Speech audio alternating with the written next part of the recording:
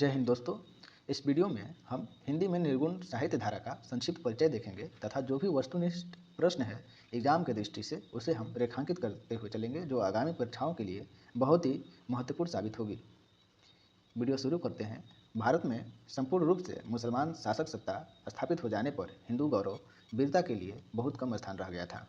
स्थान स्थान पर देव मंदिर गिराए जा रहे थे और उनके स्थान पर मस्जिदें बन रही थी।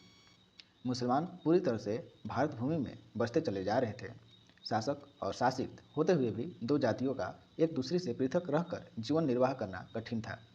इसलिए दिन प्रतिदिन दोनों को एक दूसरे के निकट आना पड़ा और आपस में मिलने की भावना को प्रचारित करने के लिए कुछ संत कवियों ने इस काल में जन्म लिया। ऐसी परिस्थिति में देश के अंदर एक सामान्य भक्ति मार्ग का विकास हुआ, जिसे हिंदू मुसलमान दोनों ने ही सहयोग दिया। इस सामान्य भक्ति मार्ग के विकास का मार्ग वीर गाथा काल से ही सिद्ध और नाथपंथी योगियों ने निर्धारित कर चुके थे, परंतु उस काल में उसे देश की अव्यवस्थित राजनीति होने के कारण कोई व्यवस्थित रूपरेखा नहीं दी जा सकी थी। सिद्ध और नाथ योगियों के मत से वेद शास्त्र पूजा अर्चना सब व्यर्थ या ईश्वर को वह घट घट ही मानते थे। जो सिद्ध और नाथ योगी थे वह ईश्वर को घट घट मानते थे।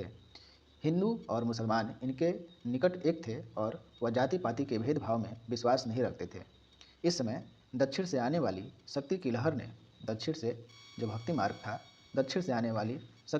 ने भी हिंदू मुसलमान एकता का प्रतिपादन किया। महाराष्ट्र के प्रसिद्ध भक्त नामदेव हैं महाराष्ट्र के, ने भी इस मत का प्रचार किया।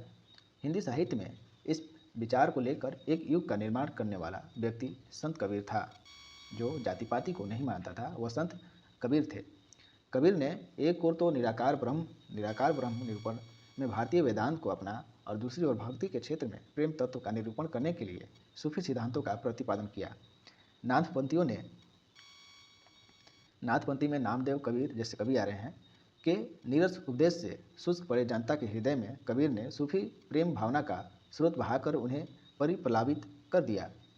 कबीर ने अपनी कविता में मानवता के महान आदर्शों का निरूपण किया और जनता के हृदयों से जातीयता के संकुचित भावना को नष्ट करके प्रेम भावना भरने का भरकस प्रयत्न किया।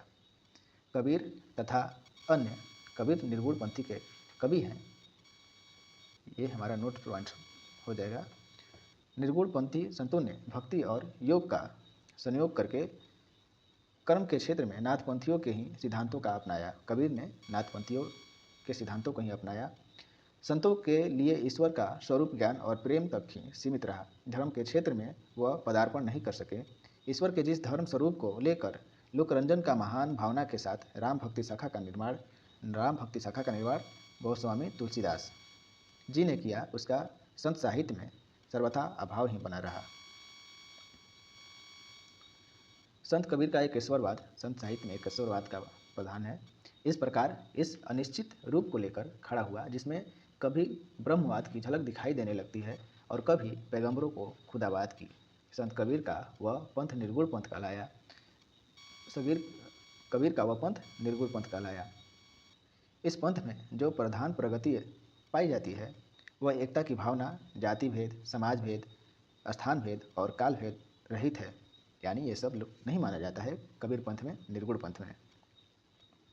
निर्गुण पंथ में हिंदू मुसलमानों ने समान रूप से आस्था रखी।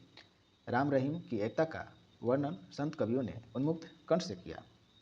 संत कवियों की वाणी इतनी स्पष्ट नहीं थी जितनी कि वैष्णव कवियों की कविता में मिलती है। इसका प्रथम कारण यही है कि वह लोग ज्ञान और प्रेम को मिलाकर जो विचार प्रकट करते थे उसे अटपटी भाषा में कहना उनके लिए कठिन हो जाता था।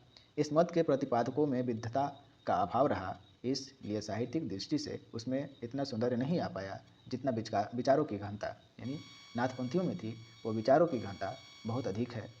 संत कबीर ने रूपकों और अनुयोक्तियों द्वारा अपने भावों का प्रदर्शन किया और कहीं कहीं पर भाव इतने गहन हो गए उनका सही अर्थ लगाना भी कठिन हो जाता है।